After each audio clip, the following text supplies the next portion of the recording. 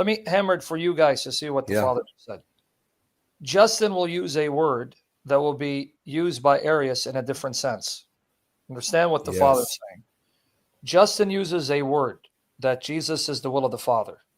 But that by that he doesn't mean that he was brought into existence by the Father's will. So understand the difference.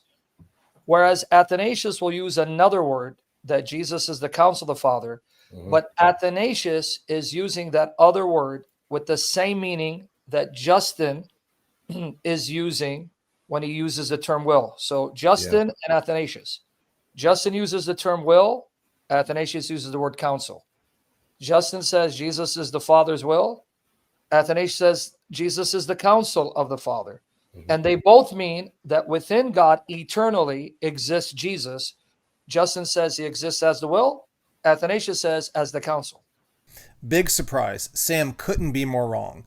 Justin never identifies Jesus, the Son, as the will of the Father, and it's undeniable from Justin, which I'll prove, that the Son was begotten, brought forth, produced, as a second divine person by the will of the Father. But Sam claims that Justin believed, similar to Athanasius after him, that Jesus is the will of the Father. Remember, in his fanciful Trinitarian mind, you need another consciously existing person within God, within the unbegotten God, for any kind of later development or semblance of Trinitarianism to even work. You can't have Justin teaching that the Logos, God's thoughts, God's reasoning, his psychological operations, are an abstraction and not a conscious person before the begetting. Because if there's no conscious person before the begetting and all you have is the Logos, the world of ideas, as non-personal attributes of God himself, then you'll never be able to extrapolate co-equality of the Father and Son. Sam knows this, which is why his hand is forced. He must have Justin asserting that Jesus is a numerically distinct conscious entity within God in the form of his will, thoughts, reasoning. Let's let Justin's own words destroy Sam's argument. Chapter 61 of Dialogue with Trypho.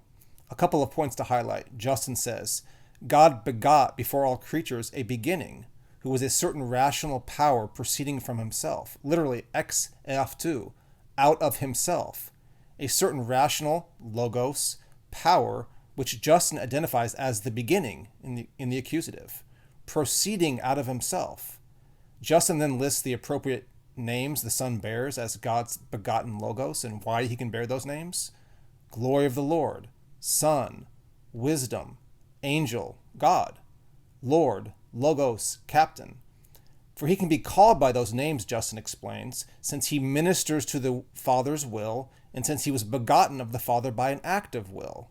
The first clause from the Greek reads, to serve the will of the Father, or the act of serving the paternal purpose. The word for will or purpose is voulimati. The Son serves the purposeful counsel, the settled intent of the Father. Okay, it makes sense for someone serving the will of the Father to bear all those names.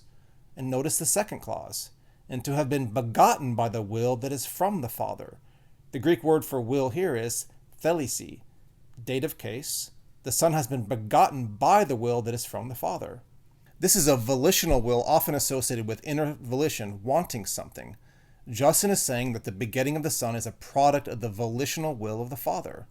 The Son isn't the will, he's a product of the Father's will. And it's out from the Father, ek tu apo tu patros. The Father is the source. The willing to beget stems from the Father alone. Justin does not identify Jesus as the Father's will, rather, it's the intentional will of the Father that initiates the begetting. Sam's assertion that being begotten by an act of will is the same thing as being called the will is entirely illogical and proves once again the lengths he'll go to defend his beloved doctrine.